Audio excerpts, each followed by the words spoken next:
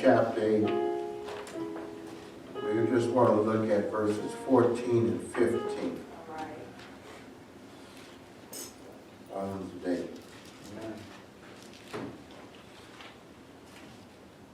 Now I'm going to read it for us from the New King James Version. And it's there that we'll find these words. Now, when Jesus had come into Peter's house, he saw his wife's mother lying sick with a fever. So he touched her hand, and the fever left her. And she arose and served them. Before we decide to throw in the towel, give up on life, we decide that it's over, that our best days are behind us, I want to prompt you, don't you dare give up. God still wants to use you. God still wants to make a difference in your life. You can come on in. God still wants to affect change in your life. Yes, he does. God wants to promote and elevate you to the next level of living. Even though you can't do all the stuff that you used to do 15, 20, 30 years ago. God still has a purpose and a plan for your life. Yes, yes. And these individuals that we've been looking at, God steps in, he turns it around, and he gives them a fresh start. And so I want you to see that even in today's message, as we look now at Peter, we come to his house, Peter's house, here in Capernaum. Now we're here, and Peter originally was from Bethsaida. But now he has a home in Capernaum. It is believed that he removed himself from there to Capernaum to be where Christ was when Christ moved there. He makes this his principal residence in Capernaum. As they come here to Peter's house, it's an interesting contrast that you all know. Later on in this text, he talks about how the Son of Man don't have a place of his own. And yet Peter does have a place of his own. The disciple, the student, has a home. The master, the Savior, does not. Catch that, if you will. We'll come back to that, circle around later. But they're here at Peter's house, and while they are here at Peter's house, his mother-in-law, who is there, is sick of a fever. The word that is used there for fever, the first syllable of that word is per, which means fire. Yes, sir. Amen. She was burning up. Yes, sir. With fever. Amen. It's in the present active tense, and so it's a situation that is going on right then and right there. Amen. While Jesus was there in the house, she was feeling the worst of the worst of her problems. Could have been a sudden severe attack. As Jesus reaches the house and they call it out to his attention, he sees it, they call it out to his attention. Fevers are often the outward sign of an inward problem. Something of an infection will sometimes leave us with a fever. Yes. But nonetheless, whatever was going on had her at a place. Some people have lost their reasoning ability and function and had issues with their mind because of fevers that ran too hot. So we don't want to dismiss her situation as being trivial or mundane. No, we don't want to do that. Sometimes in that day and age, fever itself was considered as a disease. Yes. They could get that kind of severe for some people.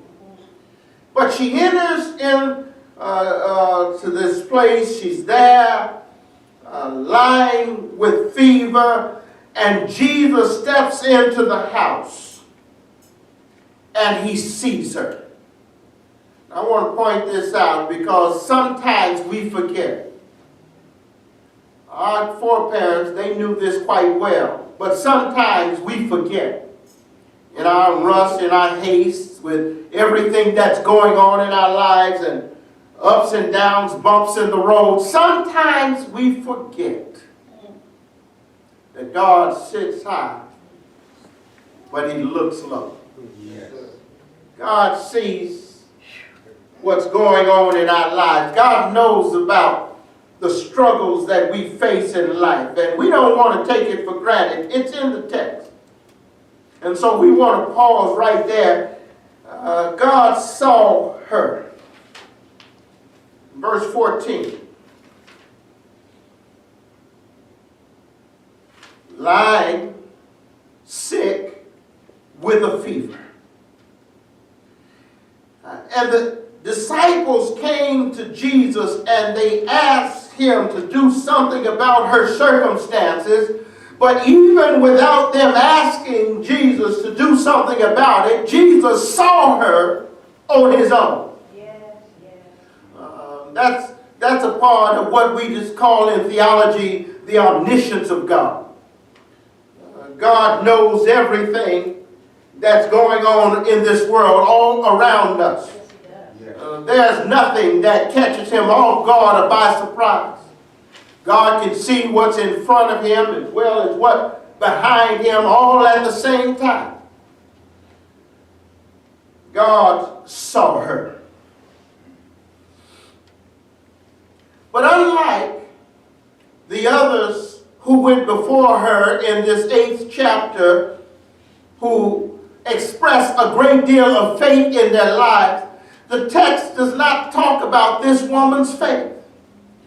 The text talks instead about her relationship to Peter, her relationship in the house with those who were around her. And we see that God sometimes steps in for different reasons in our circumstances in life. All right.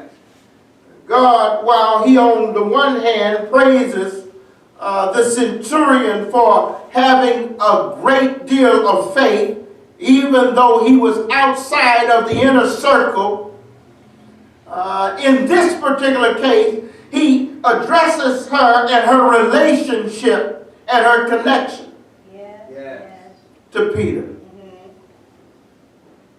She was there with them in the house.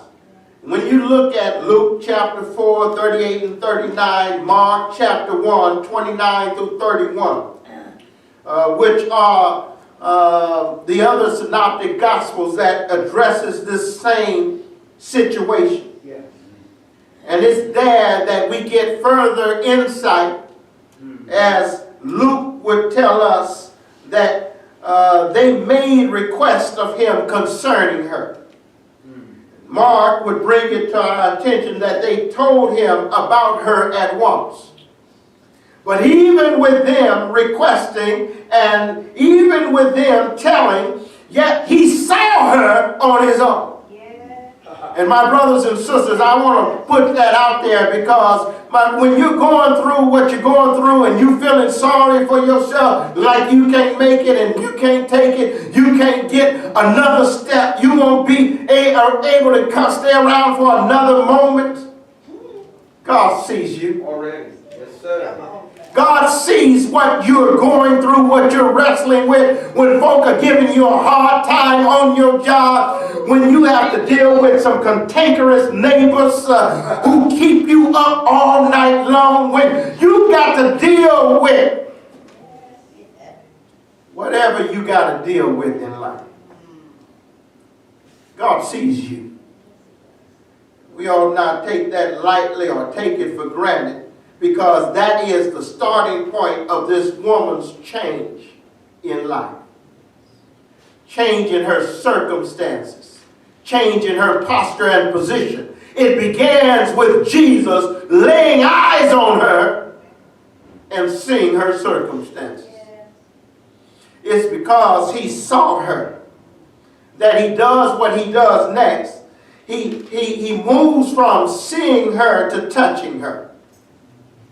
An act of affection, it's a touch. Jesus does not always heal by touch.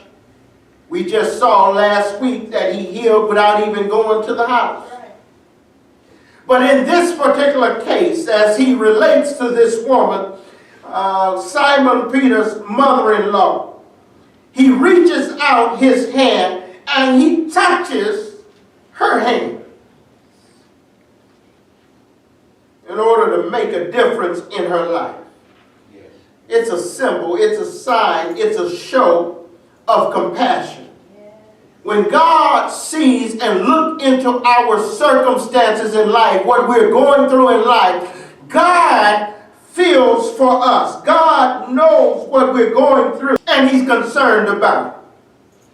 That's why he says in Hebrews chapter 4, verse 15, "For we do not have a high priest who cannot sympathize with our weaknesses, but was in all points tempted as we are, yet without sin."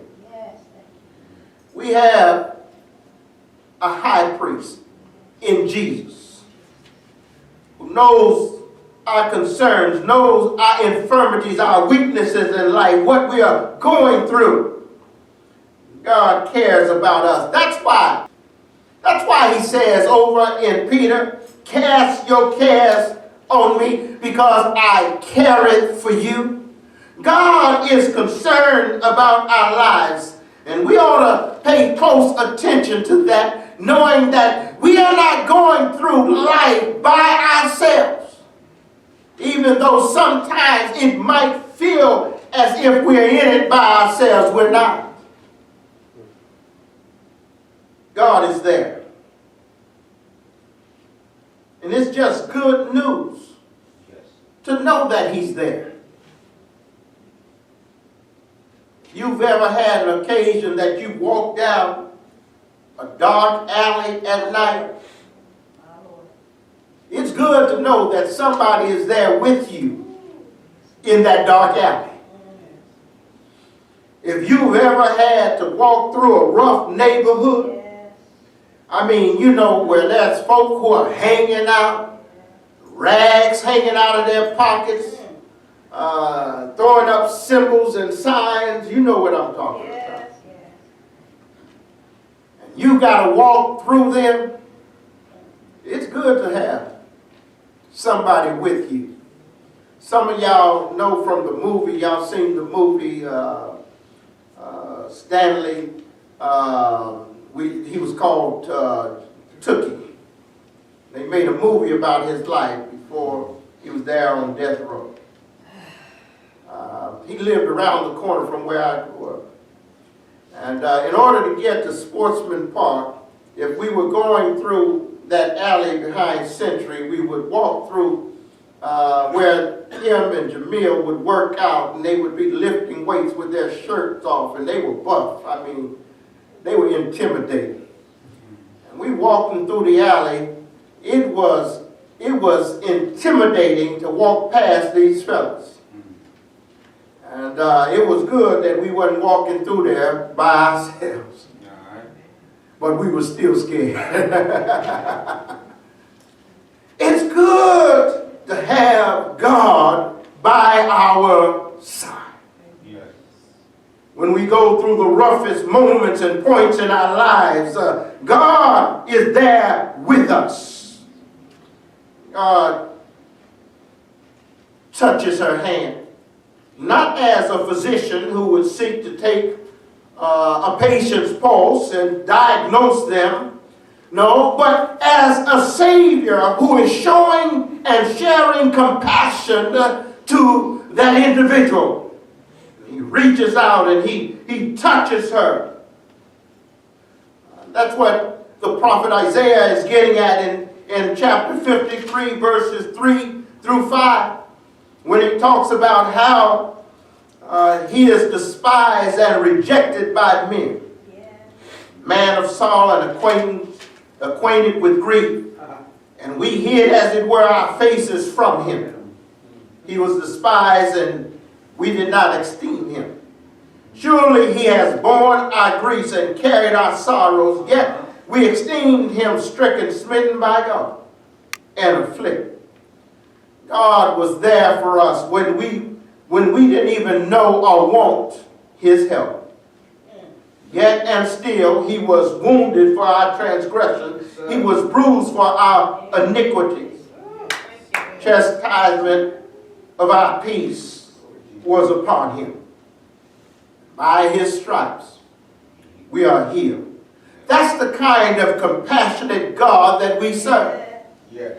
God cared so much about us that he sent his only begotten Son to take our place on Calvary's cross, that we might have a right to the tree of life. God had compassion and he reached out and he touched her. God reaches out and he touches her, and from there he then motions and he lifts her. Lifts this woman up. She's on her sick bed with a fever, and he lifts her. Yes. And it reminds me of what God does for each and every one of us every day of our lives. Yes. The songwriter said it like this: I was sinking deep in sin, far from the peaceful shore. Yes. Very deeply stained within, sinking to rise no more. Yes, sir. But the master of the sea heard my despairing cry, and from the waters lifted me. Yes. Now safe am I. Yes. I don't mean to be selfish about it, but that's what he did for me. Now you go on and testify and tell your own story about how love lifted you. Yes. Oh, when nothing else could help. Love lifted me. Oh yes, God will do it for you. Yes, he will. Yes, when there's no doctor around, when there is nobody with any medicine around, no, you can't get to the pharmacist. Yes, God can show up and reduce your fever and lift you up from where you are. Jesus saw her, Jesus touched her, and as a result, Jesus healed her. By now, we ought to have enough faith in Jesus to not be shocked by what he is capable of achieving in our lives. Yes. Thank you, Lord. I'd imagine that his mother-in-law was up in years, but God says it ain't over. Don't write the end of the story just yet. All right. Get up from there. Yes. And that 15th verse says the fever left her. Amen.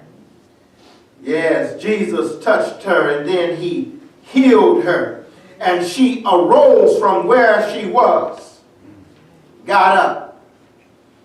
My brothers and sisters, God is trying to get some of us up from where we are. I know we have valid reasons for being where we are. I know. Yes, that woman who was lying on her bed of affliction was there for a reason. She had a fever. She was burning up with fever. But Jesus says, it is time for you to get up from where you are, because I still have more to do in your life.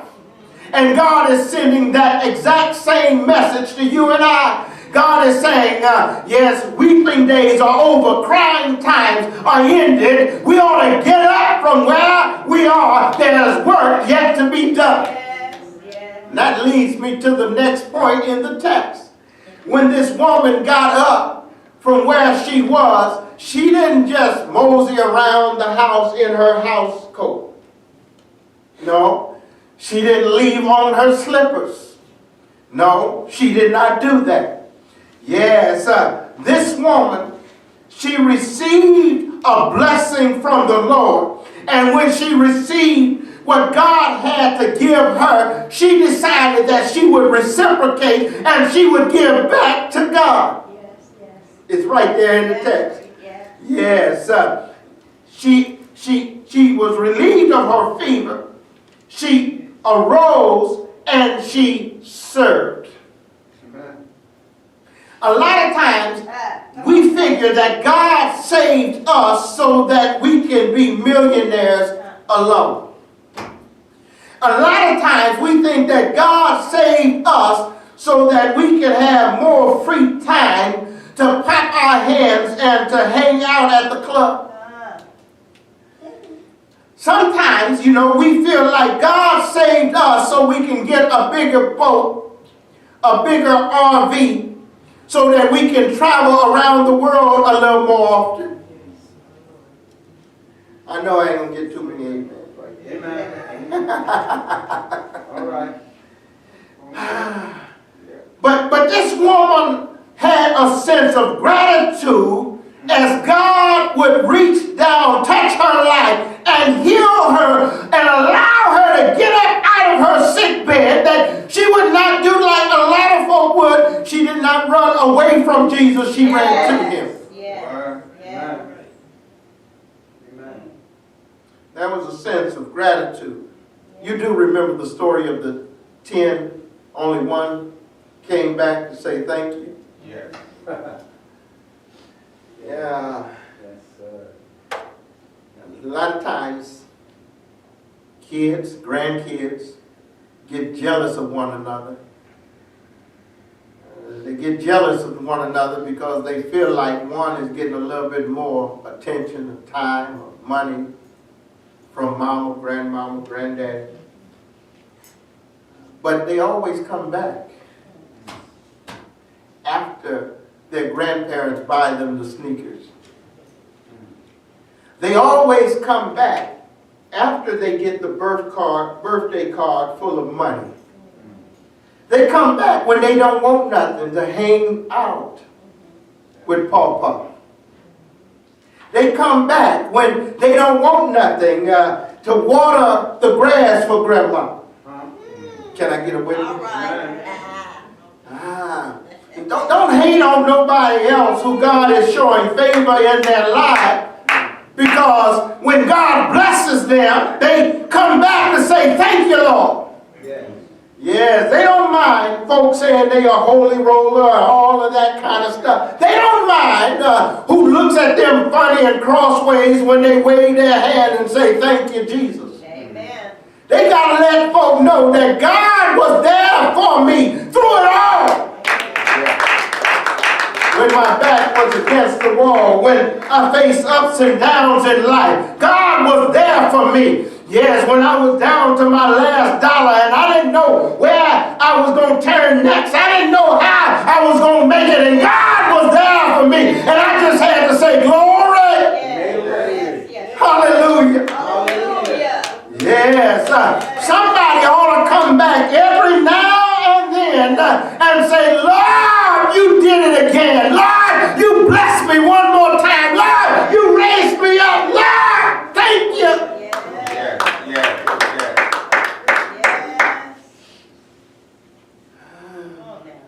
I know we look at this text and we wrestle with the text. And we look at how she rose up and then she went to serving. And many of us said, well, you know, she should have took a moment to, you know, get some rest, you know. You know she didn't get no good rest while she was tossing and turning in her bed with that fever. You know she didn't get no good rest. You know, when she was sweating and all her bedclothes were soaking wet. You know she didn't get no rest. Maybe, you know, first thing that she should have done was lie there and in some clean sheets, yes, and take her a nice nap. Maybe she ought to have gone, yes, and took her a nice long bath or something, you know. Maybe she should have, you know, gone to the spa and got a mani-pedi or something, you know, yes, to recuperate and to recover from her condition, but she did not do that. She got up out of her bed, yes, and she was so grateful for what God had done in her life. She decided that she would serve. Yes.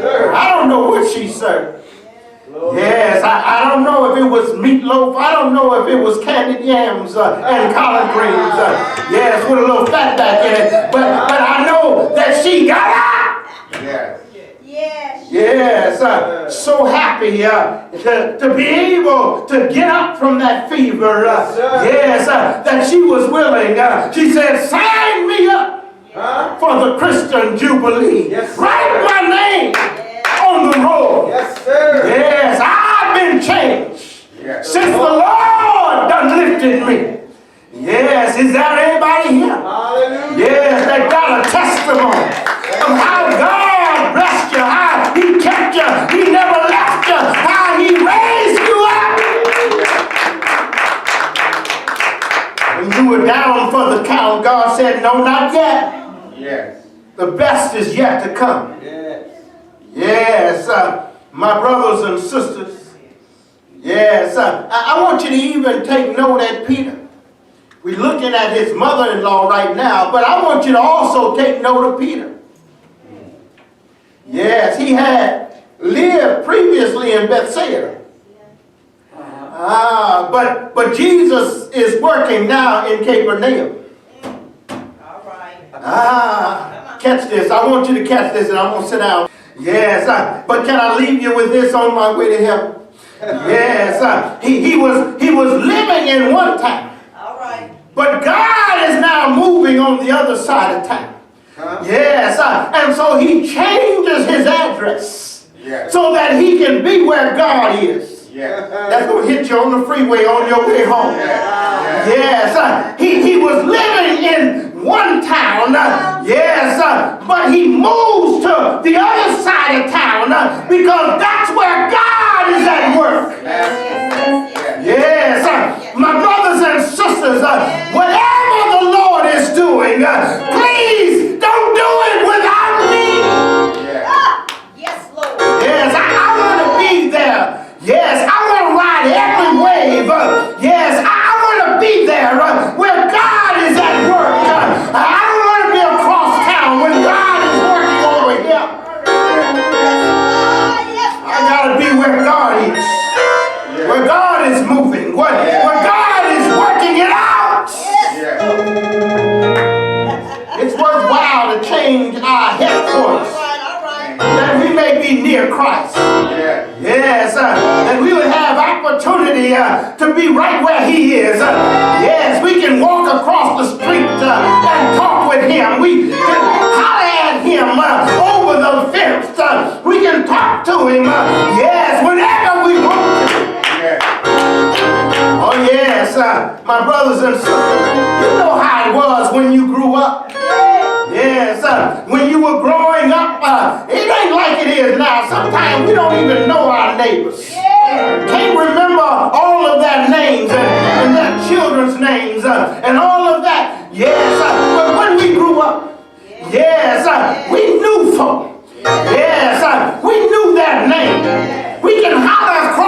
fence. Yes, how you doing? Yes, what you up to? Where you going today?